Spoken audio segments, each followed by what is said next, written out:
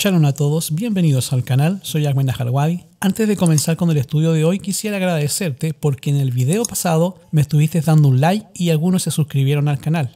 ¿Por qué es importante esto? Porque si aumenta el número de likes, si aumenta el número de suscriptores, la plataforma de YouTube me autorizará a hacer transmisiones en vivo. Vamos al tema de hoy, que tiene por título Liberación de Egipto. Abramos las escrituras en el libro de Hebreos, el capítulo 11, verso 27, el cual nos dice que por la fe dejó a Egipto, no temiendo la ira del rey, porque se sostuvo como viendo al invisible. Los hebreos esperaban ser liberados de la esclavitud sin ninguna prueba particular de su fe o sufrimiento de su parte. Muchos de ellos estaban dispuestos a abandonar Egipto, pero no todos. Las costumbres de algunos se habían vuelto tan semejantes a los egipcios que preferían permanecer con ellos. La tarea de Moisés habría sido mucho más fácil si no se hubiera corrompido mucho los hebreos y no hubieran querido abandonar a Egipto.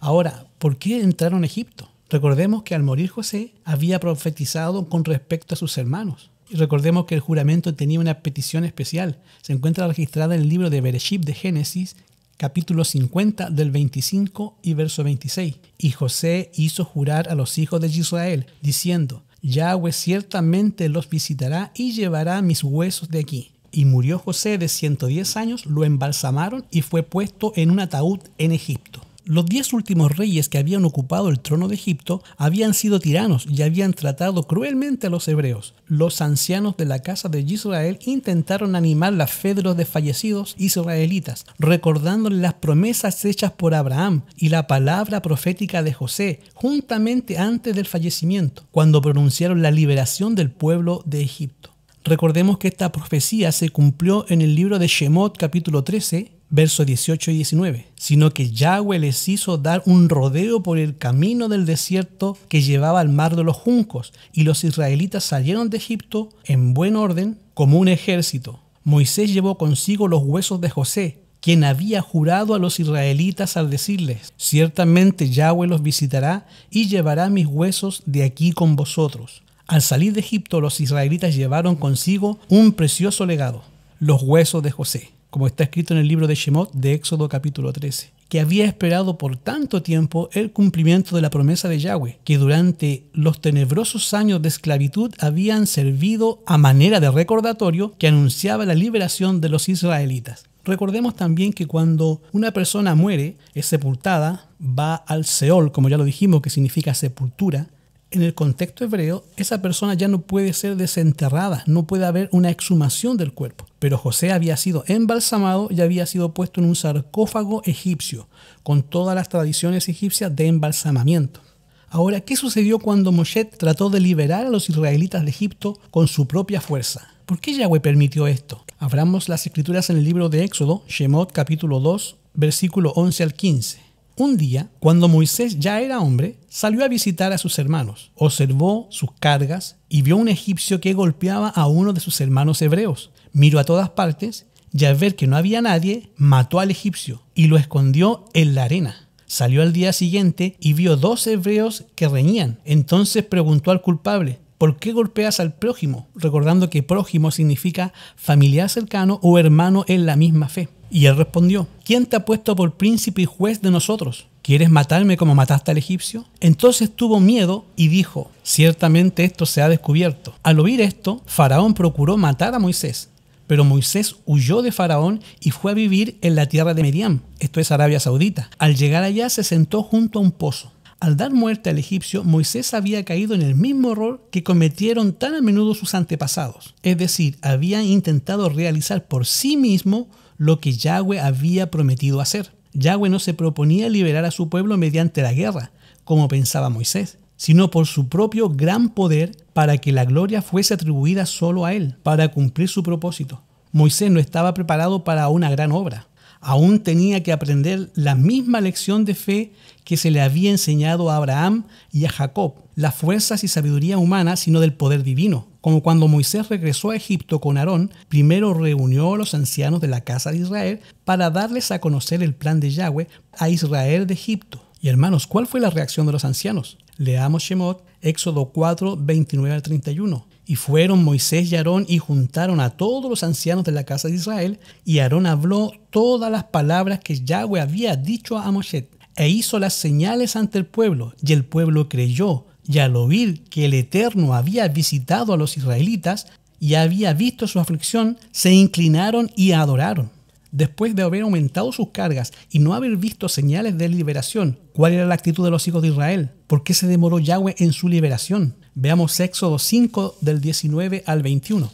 Entonces los capataces israelitas se vinieron en aflicción. No se disminuirá nada la tarea de cada día. Y cuando salían de ver al faraón, encontraron a Moisés y Aarón espantados. Y los capataces le dijeron que el Eterno los examine y los juzgue, pues ustedes hicieron odioso al faraón y a todos sus siervos, dándole la espada en la mano para que nos maten. Éxodo 9, Shemot 6, versículo 9. Y así habló Moisés a los israelitas, pero ellos no escuchaban a Moisés, a causa de la congoja de espíritu y de la dura servidumbre. Los hebreos habían esperado obtener la liberación sin ninguna prueba especial de su fe, sin penuria ni sufrimiento verdadero, pero aunque estaban preparados para la liberación, tenían poca fe en Yahweh y no querían soportar con paciencia sus aflicciones. Muchos se conformaban con permanecer en la servidumbre antes que enfrentar la dificultad que acompañaba el traslado a una tierra extraña. Y los hábitos de algunos se habían hecho tan parecidos a los de los egipcios que preferían vivir en Egipto. Por lo tanto, Yahweh no los liberó mediante la primera manifestación de su poder.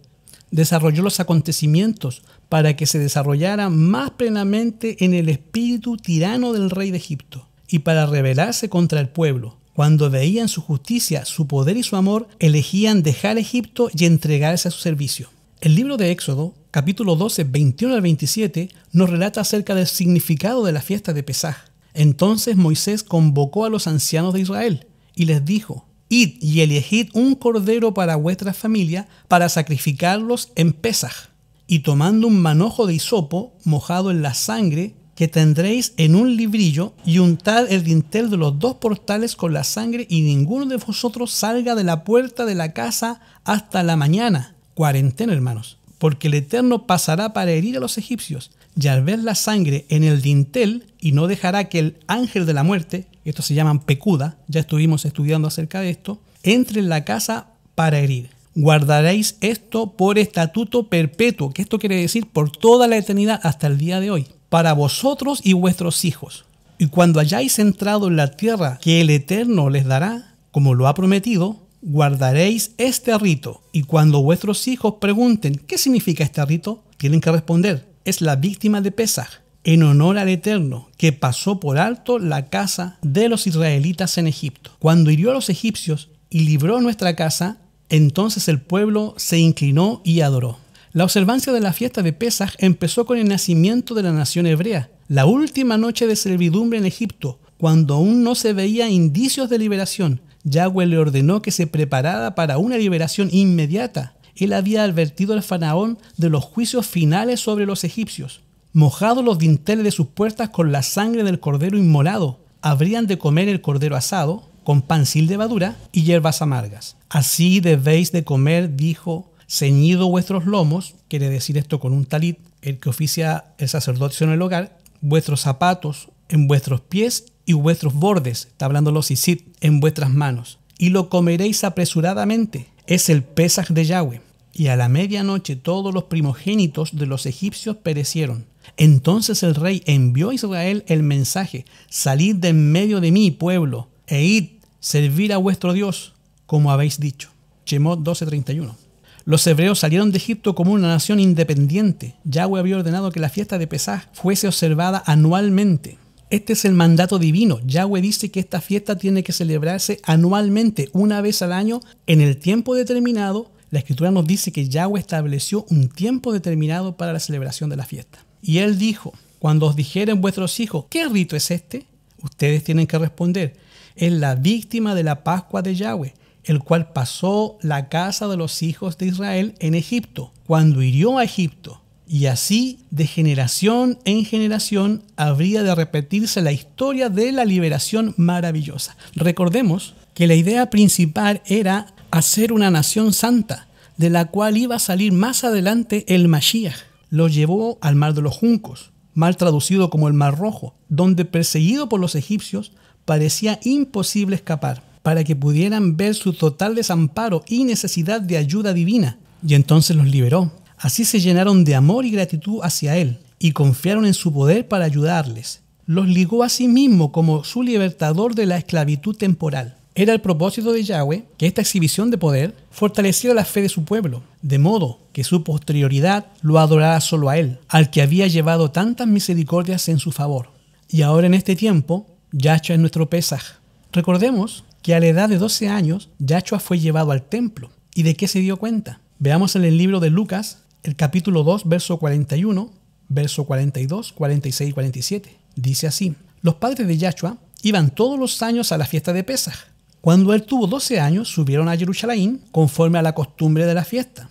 Como ya lo vimos, es un estatuto perpetuo. 3 días después, lo hallaron en el templo, sentado en medio de los maestros, oyéndolos y preguntándoles. Y todo lo que les oían se pasmaban de su entendimiento y de sus respuestas.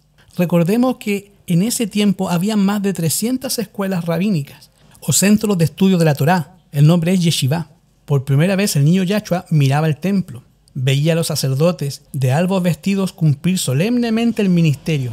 Contemplaba la sangrante victoria sobre el altar de sacrificio, juntamente con los adoradores. Se inclinaba en oración mientras que la nube de incienso ascendía delante de Yahweh. Presenciaba los impresionantes ritos del servicio de Pesaj. Día tras día veía más claramente su significado. Todo acto parecía ligado con su propia vida. Se despertaban nuevos impulsos en él, silenciosos y absortos. Parecía estar estudiando un gran problema. El misterio de su misión estaba siendo revelado al Salvador. Ahora, ¿cómo está vinculado el sacrificio de Yahshua con la fiesta de Pesaj? Leamos 1 Corintios 5:7. Limpiaos de la vieja levadura, para que seáis nueva masa, sin levadura, como sois. Porque vuestro Pesaj, que es el Mashiach Yahshua, fue sacrificado por nosotros. Isaías 53:7, la gran promesa. Angustiado y afligido, no abrió su boca. Como cordero fue llevado al matadero, como oveja ante sus trasquiladores. Enmudeció y no abrió su boca. Al día siguiente, Juan vio a Yahshua que venía hacia él y dijo: este es el cordero de Yahweh que quita el pecado del mundo. La fiesta de Pesaj señalaba hacia el pasado a la liberación de los hijos de Israel y también era típica, señalando hacia el futuro de Yahshua, el cordero inmolado por la redención del hombre caído. La sangre rociada sobre los dinteles de la puerta prefiguraban la sangre expiatoria de Yahshua. Es el poder que vuelve a crear el alma a su semejanza para quienes lo sacrifican. Ahora en este tiempo el sábado es una señal de satisfacción. La verdadera satisfacción es armonía con Yahweh, unidad con Él en carácter. Se recibe obedeciendo los principios que son el carácter de Yahweh. Y el sábado es la señal de obediencia. El que obedece de corazón al cuarto mandamiento obedecerá toda la Torá. El que obedece de corazón el cuarto mandamiento obedecerá también la Torá y quedará santificado por la obediencia. En este tiempo, Mashiach es nuestro Pesaj, el cordero que fue inmolado. Su sangre nos compró, su sangre nos redimió. Y en este tiempo que tenemos para celebrar esta fiesta, deberemos de hacerlo con acción de gracia, meditando en la liberación que un día el Padre nos va a hacer del pecado.